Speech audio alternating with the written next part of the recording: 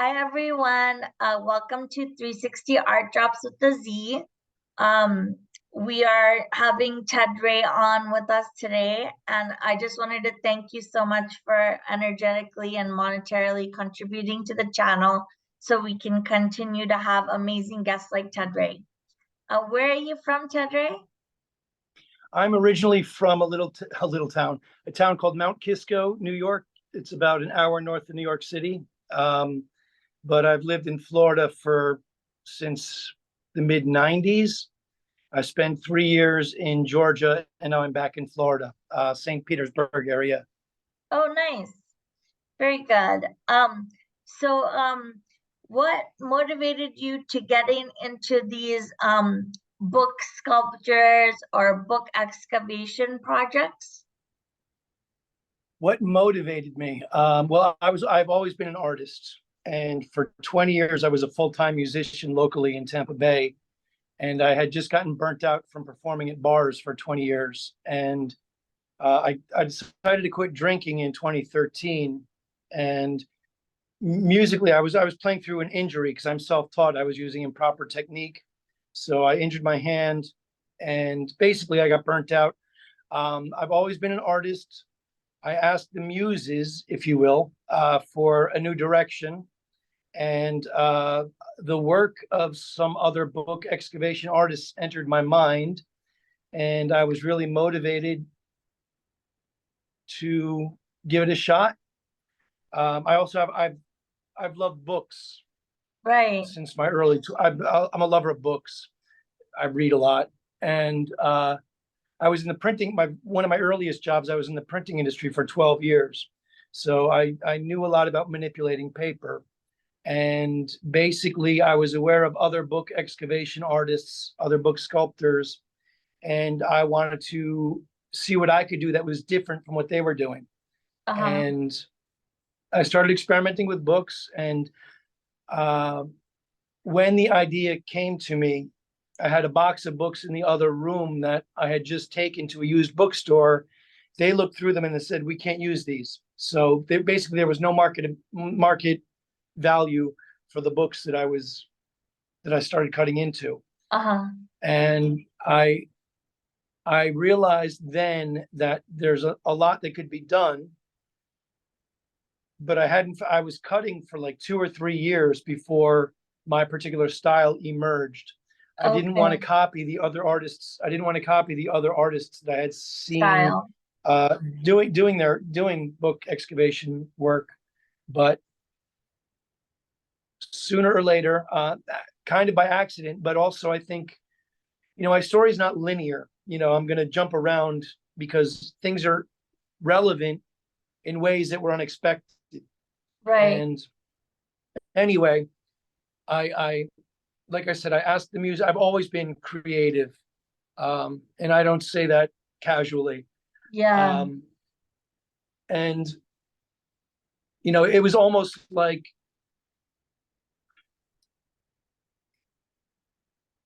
the higher consciousness, if you will. I don't know what language to use. Let's just say the muses. I've always had a relationship with them, and I've always honored the creative gifts that have been mine. So I made a commitment to pursue whatever crazy idea arrived at me. And I was cutting for a few years. Often I would be cutting and I'd say, "Why am I doing this?" Because I'd spend hours with very little results. Right. And the response that arrived at me was, "Because you said you would. You're committed to this creative work." So you produced your own niche of work.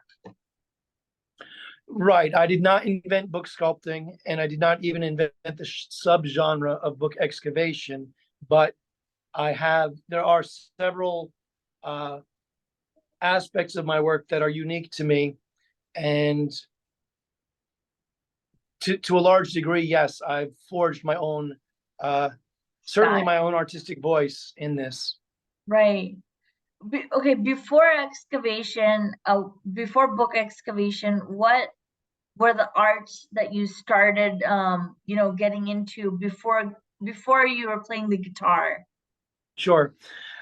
As a child, I was always a pretty good. I was always good at drawing, you know.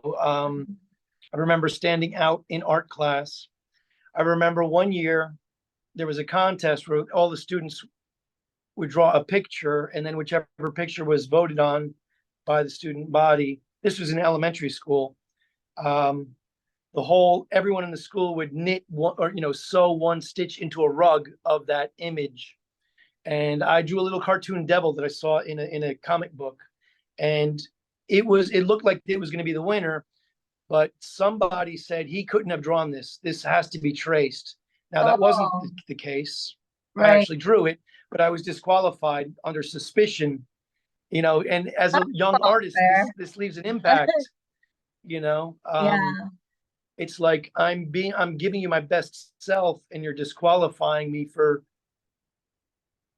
doing my best. It was kind of right. crazy. Um, but I've always been good at drawing. Very keen, very keen observer of everything around me. Uh-huh. So, how did you're an international artist, with these book excavations? How did you break into the international art? Well, I'm still very early career.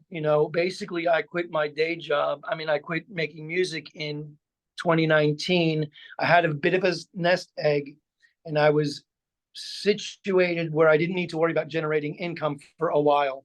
And then Okay, I dived into building this body of work.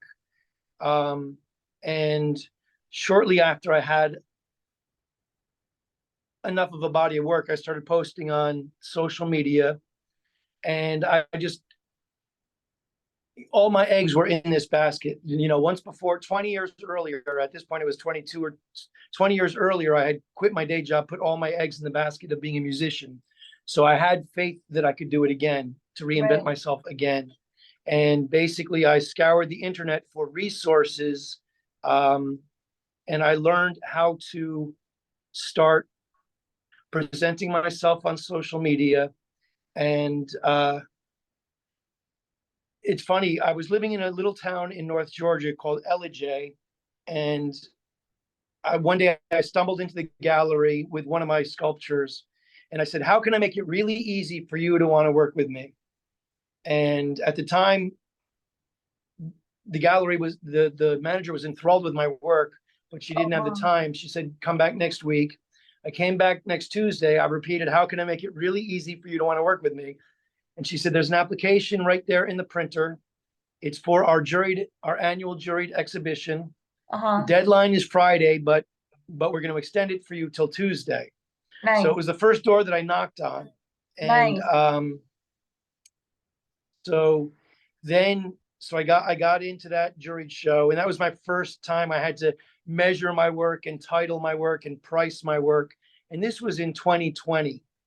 Right. Um, Before COVID hit. I won a blue ribbon in the three-dimensional category in my first juried exhibition, which Oh, was really nice. nice. Congratulations. Um, thank you. I also, I sought out mentors. There was an artist who I was friends with when I was a musician. I won Best of the Bay in the local newspaper. The Uh-huh. same year he won Best of the Bay as an artist, different Oh, nice. categories, same. And we, Uh-huh. we, we had already become friends. So it was a really nice coincidence. And he's a teacher at an art school. And anyway, he introduced me to another artist who introduced me to an artist advisor. And I started working with the artist advisor in January of this year. And she taught me a lot about how to present myself, how to, learn about the different varieties of galleries.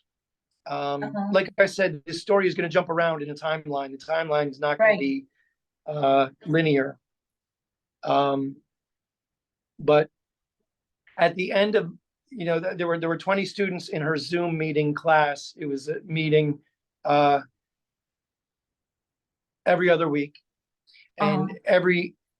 we would get a module one week where we would study the material and hone one, the first couple of weeks, it was, why do you do what you do? What is your artist statement? What is your mission? Kind of, what is your brand? Kind of stuff. And then it got to, later, much later, like module 5 or 7, it was, where these are the types of galleries that there are out there, and all the while we're learning how to hone our brand to reach our ideal audience. And before that, my first international experience was just I think even before I got on Instagram, on Facebook, I have the facebook.com/TedRayArtist. And these days, most everything that's posted there is from my Instagram feed. But before that, I was posting there directly. And a buyer from Canada found me. And so I sold my first international work it was either 21 or 22. And as far as the international, you must have seen that on some of the flyers or the documents for the art exhibitions that I was in New York, because I've been in some exhibitions where the exhibitions themselves had international artists from around. Right. But really the only thing out of the country for me is I have one work sold to a woman in British Columbia, Canada. Wow. Which is way north. So, like you said that you put all your eggs in one basket. So for a long time, you didn't have anything else to balance out your art in living for living purposes. You just kind of hung in there to, until your book Excavation took off. You didn't have to balance out your. Like I said, I was a full-time musician for 20 years in the Tampa Bay area, and I accrued a bit of a nest egg. And when I decided that it was time for me to change careers, I had set money aside to say this is going to be my living expense. And I grew up in my parents. I grew up in relative poverty. My parents were mentally ill, and I grew up with hardship and privation. So I was comfortable enough with knowing that when I have an important aim, that I can tighten my belt and live very austerely, right, while I pursue the dream. So I wasn't living a lavish lifestyle by any means, and I don't now. I'm still, again, I'm very early career as far as this career is concerned, but I believe in my work. I really believe in my work. And it's garnering me a lot of attention, a lot of followers. I just reviewed my list of sold works. I started selling works in 2020, and I have now sold 51 book sculptures. Wow. And for someone who, I've been in maybe a dozen galleries. I've been in 2 galleries in New York in group exhibitions, but I've never had exclusive representation. And in fact, only one gallery that I've been in very recently, 6 of my works sold during a 2-month solo exhibition in July and August. Very so just nice. Last 2 months, 6 works sold then. Other than that, all of my sales have been private. People reaching out to me because social media mostly, some people have, I have a lot of fans when I was a musician, a lot of friends and followers who, stayed on board with me. And earlier I said that I had 12 years in the printing industry, and the first 7 of those were at Xerox. And very early on, I became committed to the idea of quality. I just believe in quality in everything I do. I'm not a perfectionist. I know what's wrong. I know the flaws in my work, but I do know when I can do better. But I also know when good is good enough. But I believe in quality. I was I was a popular musician, and there must have been a reason for that. I always brought my heart into it and all of my effort and energy into that. And I treat my work, I treat everything all the same, you know. So I'm you're not a here to pussyfoot. self-taught musician and a self-taught artist as well. Well, I did go to art school when I was 19, when I was still working at Xerox. So I learned a lot about composition, painting, drawing. Like, you know, I can draw and I can paint. Okay, In fact, nice. during that time, I was selling portraits Okay, for okay. coworkers at Xerox. Can But you, most of, oh, sorry, go I'm ahead. sorry. Go ahead, go ahead. For most, No, okay. I just wanted to no, see, no. go ahead. I'm You not, want to see what? I wanted you to show us your book excavations and how they, for people who don't know This what is a a book recent. excavation is. Well, Wow. ideally, you want to go to either tedrayartist.com or Instagram. You know, my Instagram is tedrayartist, at tedrayartist. It's There's going to so be much better view of phenomenal, it that than this. 3D effect that it has. Yeah, it's they're 3D. I Yeah. bend the book and glue it in a bent posture. Uh-huh. That's one of my signatures that I haven't seen another book artist do. Uh-huh. That's one of my unique features. And you may have seen I didn't plan very well. I should have a flashlight on my, you know, You when want to you go get see your my video. flashlight? I'll grab one.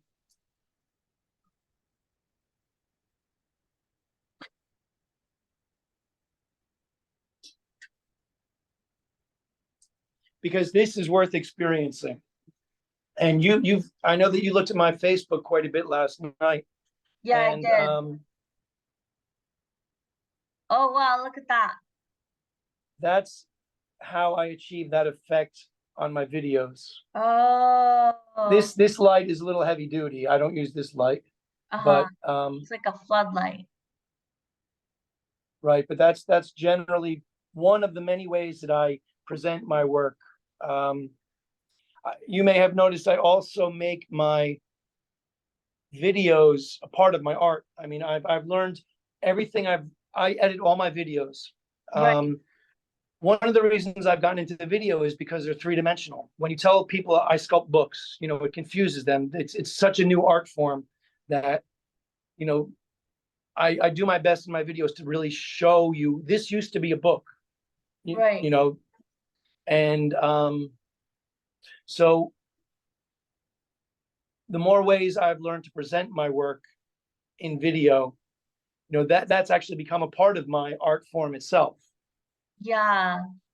I feel the same way about my art too. Like when I'm videotaping my art, and showing all the texture, it's a different, it gives you a different spin on things. What are the key factors that um you know um sorry, what are the key factors that provide your uniqueness, and set you apart from the other book excavators that were before you and after you? Well, I don't know a whole lot after me, although I do see some of my work starting to influence the work of others. Uh-huh. Um, a lot of the other excavation artists work mostly black and white, but not exclusively. And sometimes they combine many books into larger works, you know, with a lot of glue. And a lot of their work, not all of it, but a lot of their work is very linear, very square cut Oh, type I stuff. see.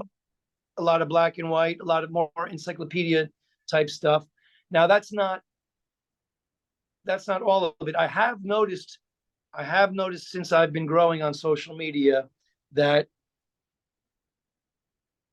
the trends in book excavation art are shifting to be more colorful and more organically shaped, less linear.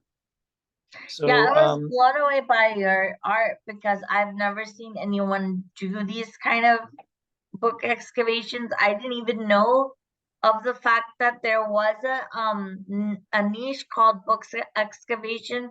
So thank you for opening my eyes to something different.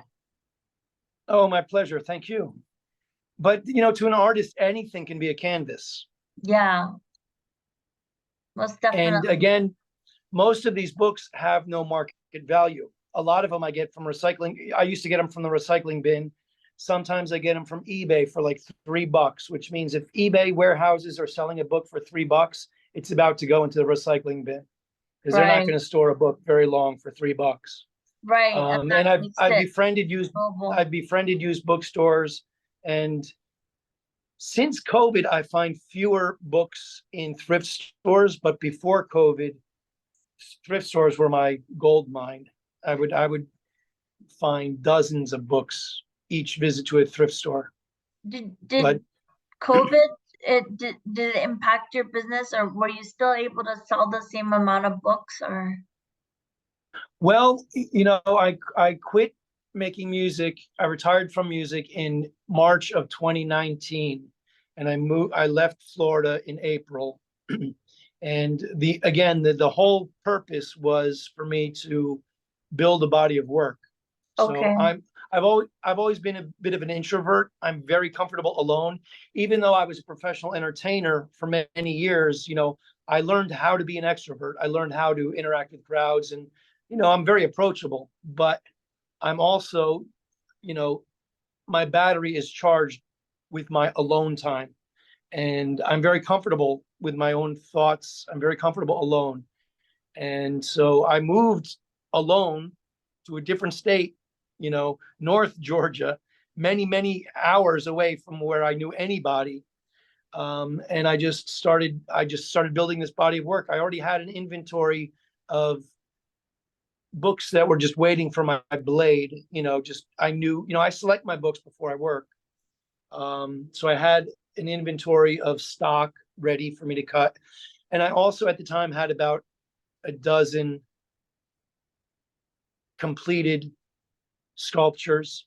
You know, if I didn't have a few, I'll tell you, I'm backing up. One of the times when I was cutting a book, I early on when I was still working, before I knew that I was going to be really committed to this, I picked up the book and it was a paperback and it bent. And when it bent, I got that bowed shape in the pages. And Uh-huh. that was when I saw, it popped, and it was like a psychedelic experience for a moment. It was like, that's why I've been cutting pages in books for these years, Uh-huh. wondering why am I doing this other than being obedient to my agreement with the muses. Right. Um, and when they revealed that to me, that was when I knew I was onto something brand new and important, and not just like novel, but I almost want to say profound. And I've had people tell me that they find my work profound. They find it to be portals to other dimensions. Yeah, Um, it looks and as like far as I know, portal. they're not on psychedelics at that moment. Um, so Part of my these mission are is all, I'm sorry, what did you say? part of my mission is to give this a psychedelic experience to people without psychedelics. Now, I don't use psychedelics. I haven't touched any mind altering substance in over 10 years. Uh-huh. So, it's nice to be able to have psychedelic experiences without altering the mind Right. synthetically. I think you can do that without actually taking any substances if you Sure. have the right experiences around you.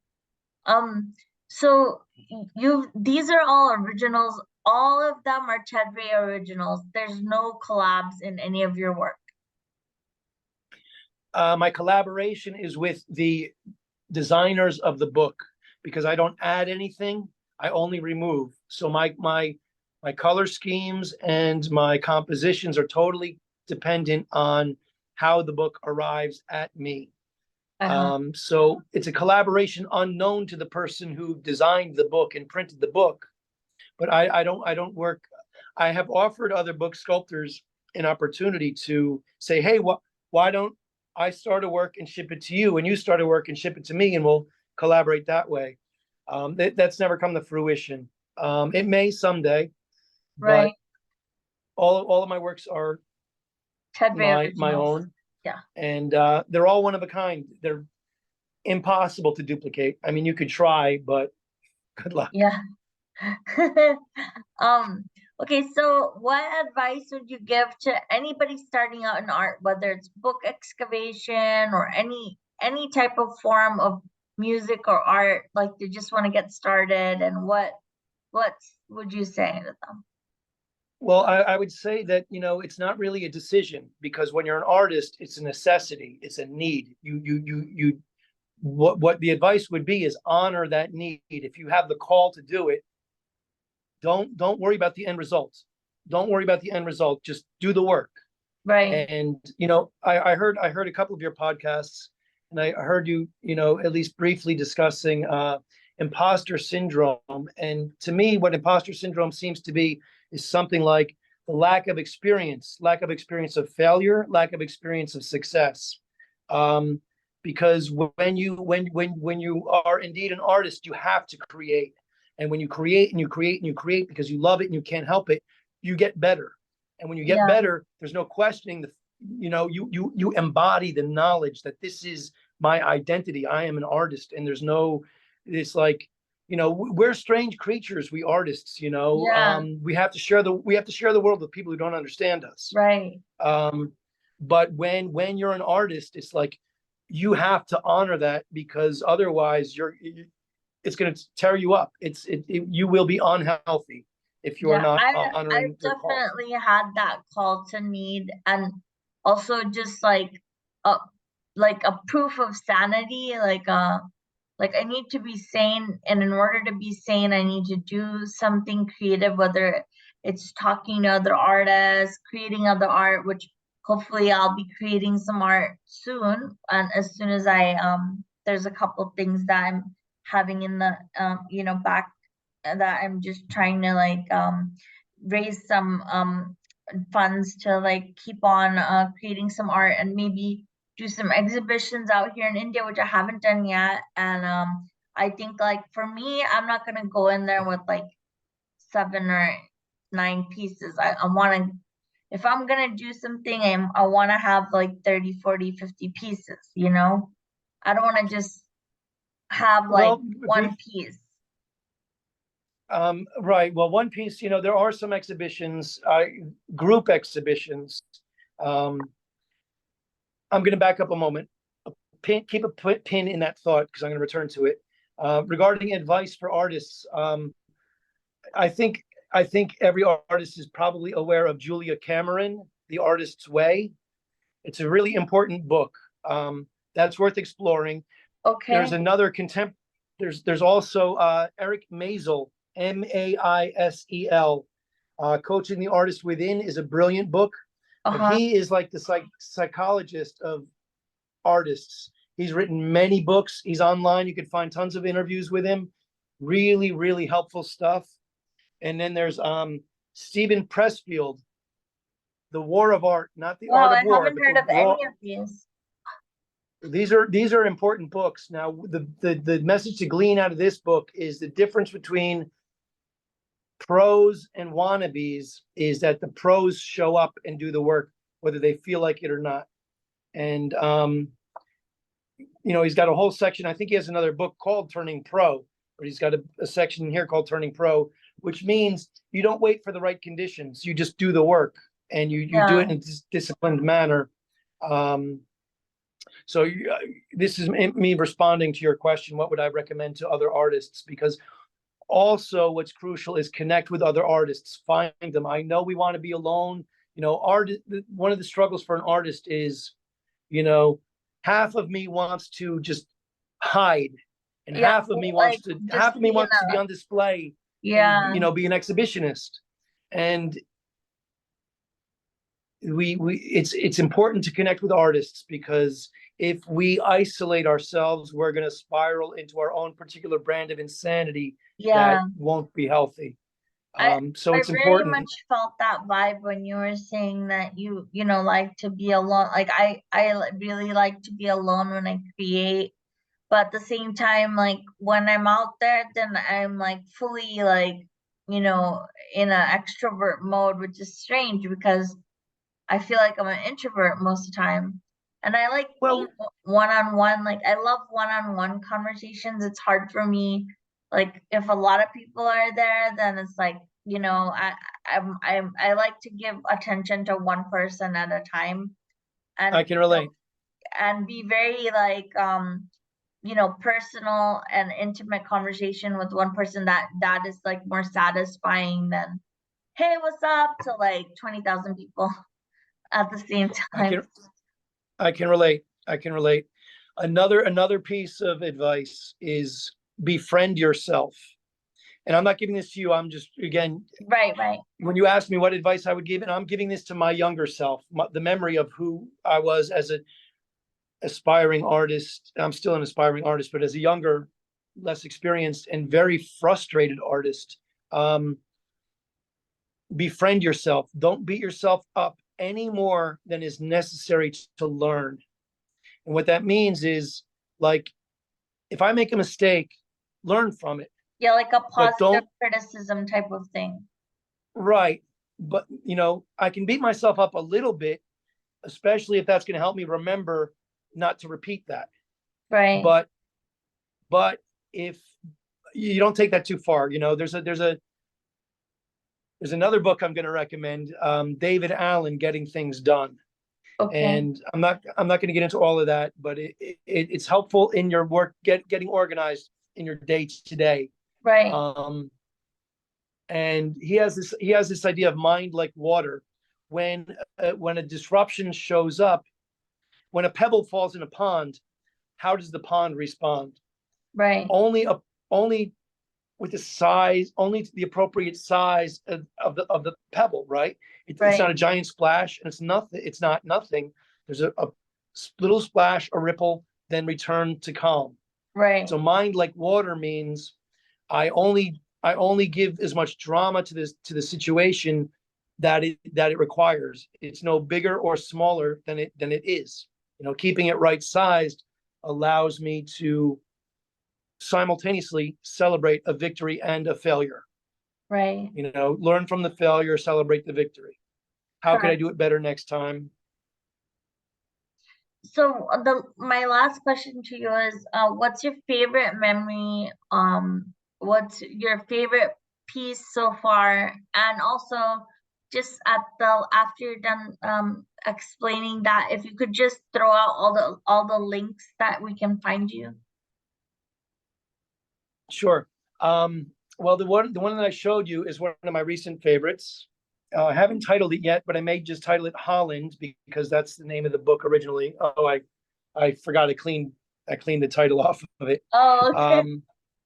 Yeah, I don't want any information receiving I don't want the viewer receiving any information to distract from the artwork Your piece, itself. yeah. Um, I have many favorites, and it's hard to tell you.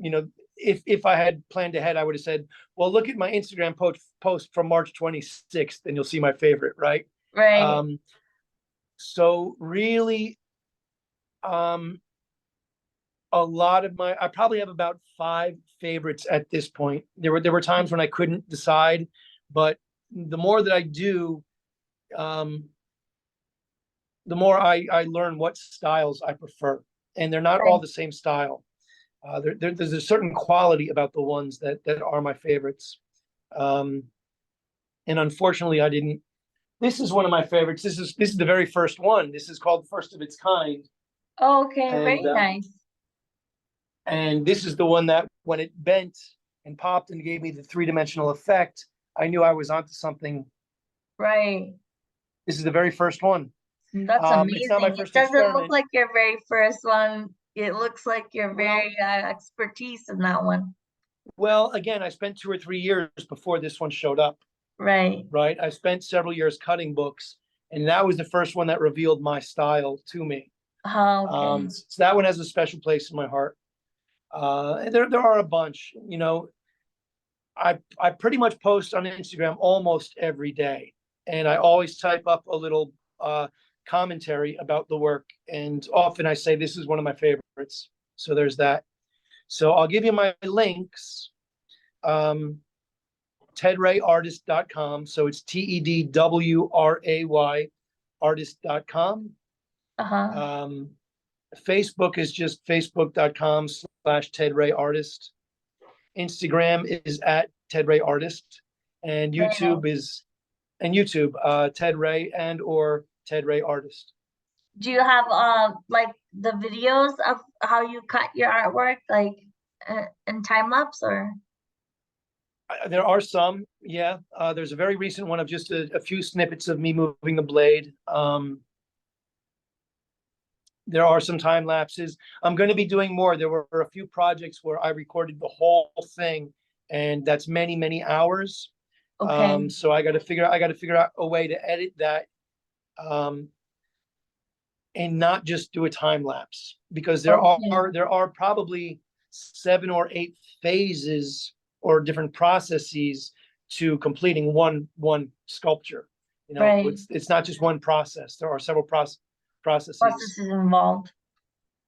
Well, Yeah, but I'm happy to share my process and field questions. I'd love for your audience to follow me and, you know, drop me a message, comment on my work, let me know what you think, and if you have any questions, I'm more than happy to answer them. And at some point, I may do tutorials. I do have a Patreon.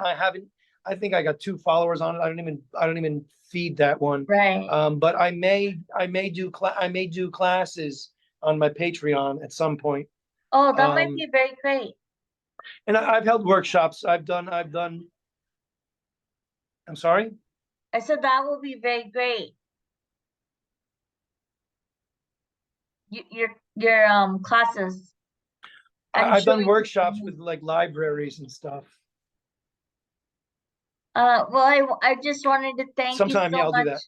that. Yeah, I just wanted to thank you so much for coming on here in 360 Art Drops, and you know, hopefully we'll have you on again when, you know, maybe you have a more of a different show or something else to you know, that you want to share with us. I would When love I've to got my have you stuff again. together a little better. Yeah, I would love to have you on again anytime. Just let I me know. appreciate you, Sophia. It was great to be here. Yeah. And yeah, that's about it. And that thank you again. And I Our appreciate connection's you. breaking up. There's a lag, and Yeah, I hope. I just wanted to tell you I appreciate you.